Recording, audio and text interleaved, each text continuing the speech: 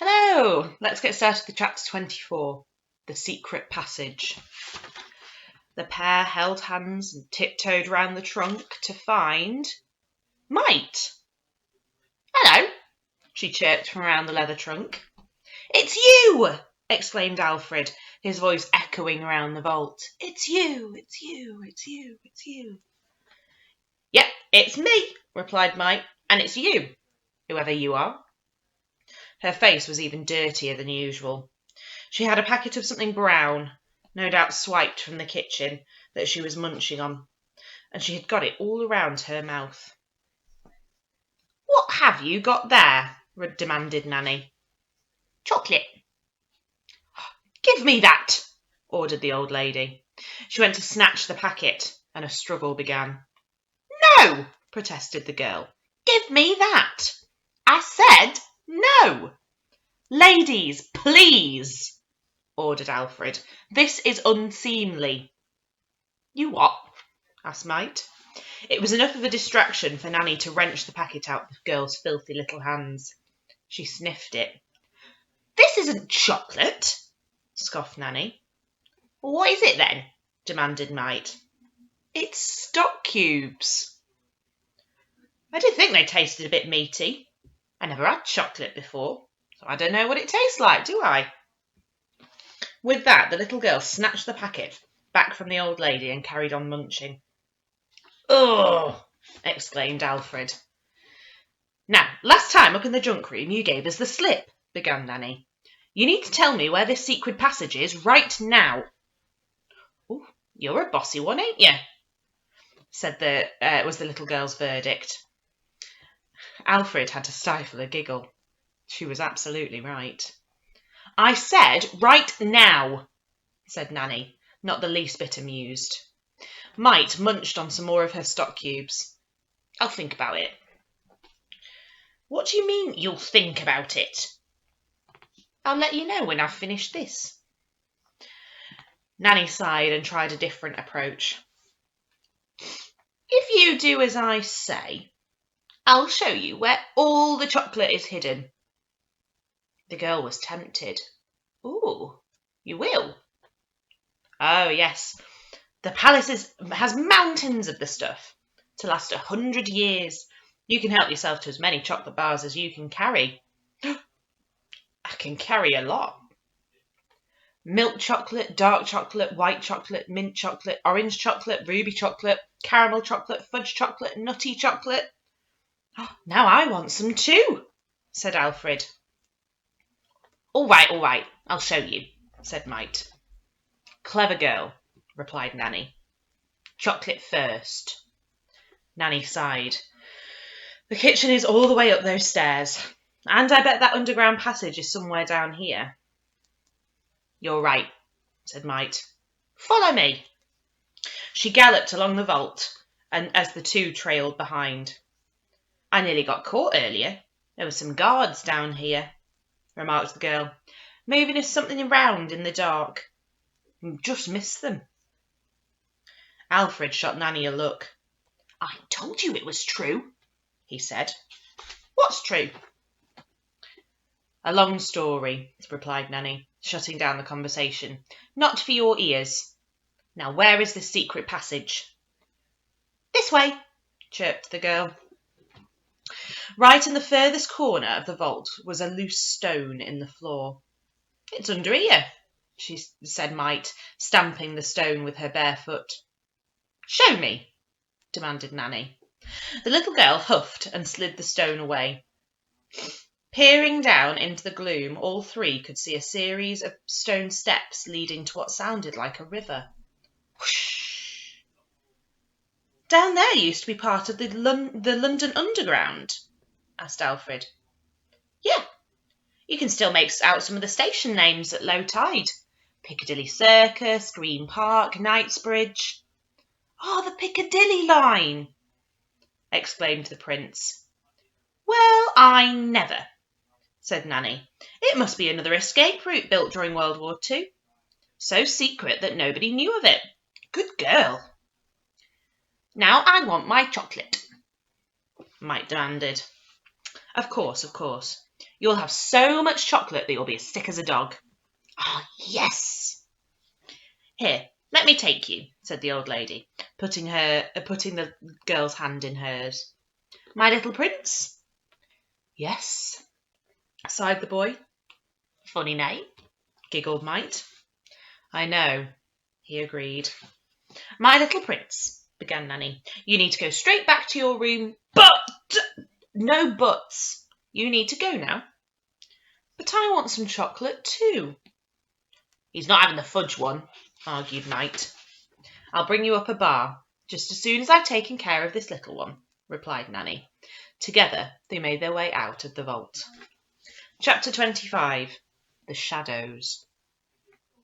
Keeping in the shadows, Alfred went on ahead, tiptoeing his way from the very bottom of Buckingham Palace to the very top. When he returned to his bedroom, he locked his door behind him and hid the key under his pillow. Then he paced across the room to the window. Slowly, as not to arouse any suspicion from the guards, he pulled back his curtains to peek out.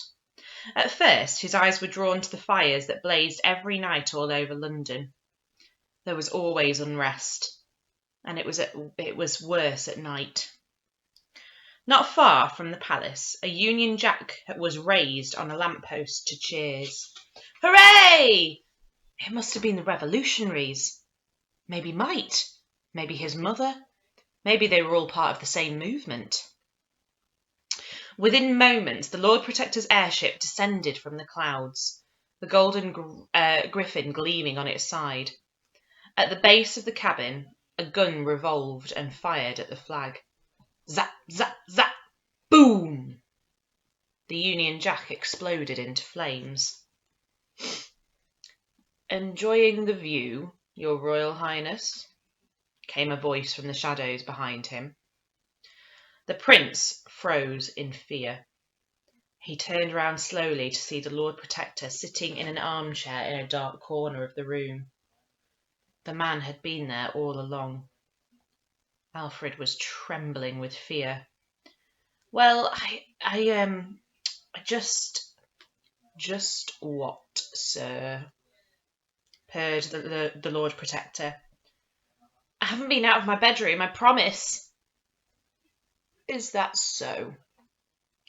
Well, just the once. I had to pop out to use the bathroom. But you have a bathroom right here, said the Lord Protector.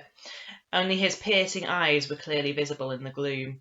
They indicated the half-open door leading to the boy's private bathroom. I mean, I went to go and get a glass of water? The Lord Protector chuckled to himself. Then where is the glass of water? I drank it. The old man shook his head.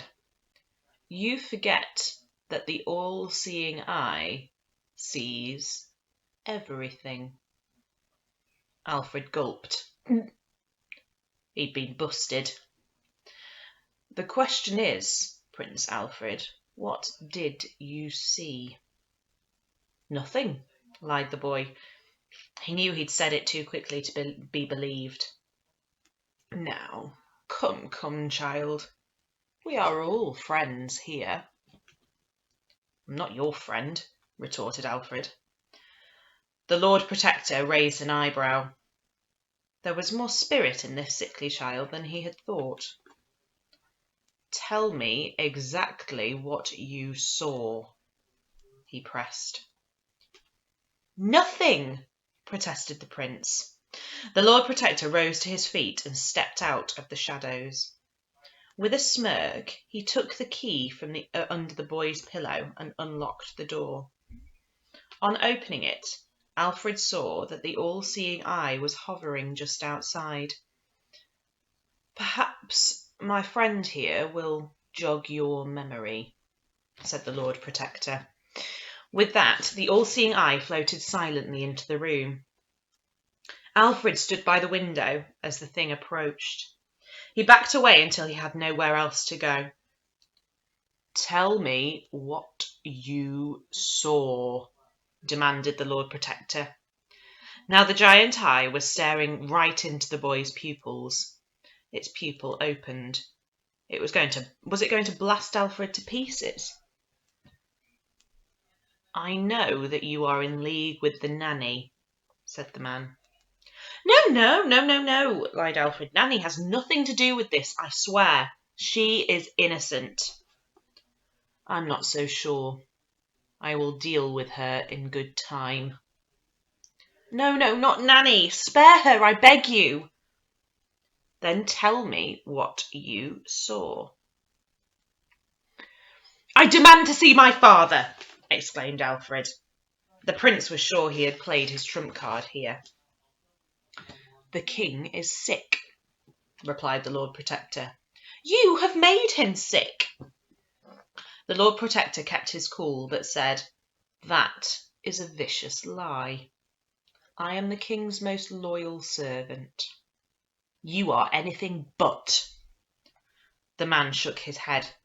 "This can all be over right now if you just tell me what you saw."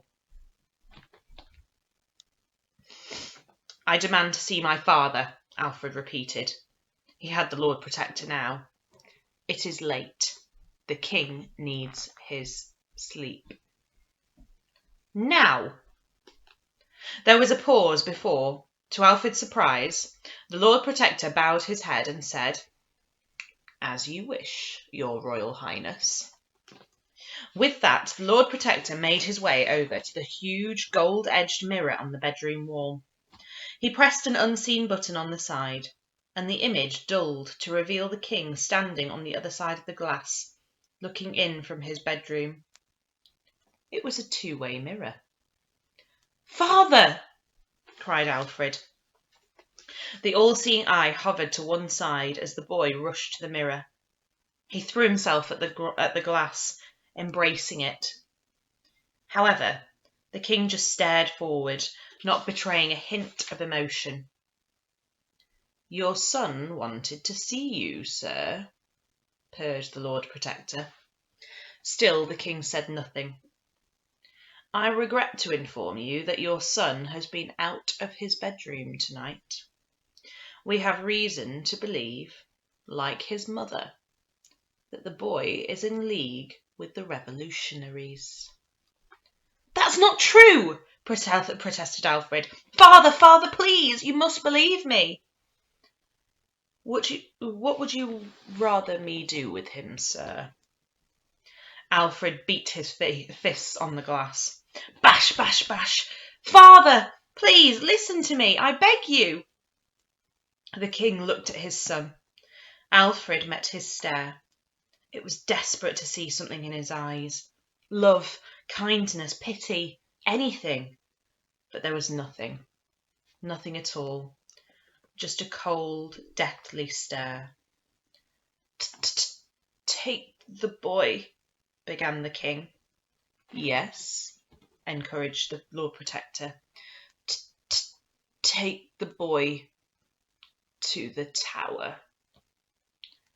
The Lord Protector smiled, flicked the switch. In an instant the king was gone. "No!" screamed Alfred. See you next time.